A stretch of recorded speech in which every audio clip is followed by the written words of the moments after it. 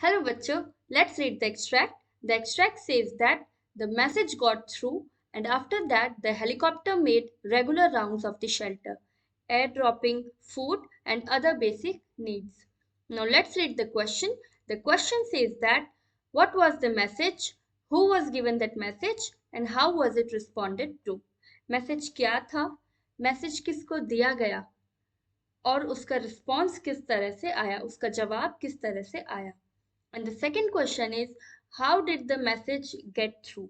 Message किस तरह से पहुंचाया गया? Now let's understand the key concept. So the key concept here is relief from hunger.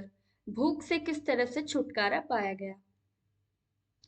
The answer is the message was to communicate to the passing helicopters that they were hungry. Message क्या था?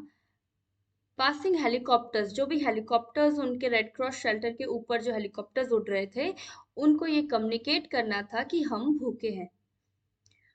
The message was given to the military helicopters and soon after it got through the helicopter made regular rounds of the shelter and airdropped food and other basic needs.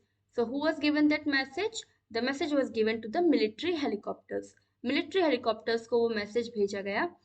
और response किस तरह से आया? जैसे ही उन्हें ये मैसेज समझ आया, वो उस शेल्टर के रेगुलर राउंड्स करने लग गए. पहले तो एक ही चक्कर उन्होंने काटा था उस शेल्टर का, लेकिन मैसेज मिलने के बाद में वो बारी बारी उस शेल्टर के चक्कर लगा रहे थे और एयर ड्रॉप्ड यानी ऊपर से जो है फूड उन्होंने फेंका और जो ज़रूरत की चीज़ें थी वो उस शेल्टर तक पहुंचाई गई.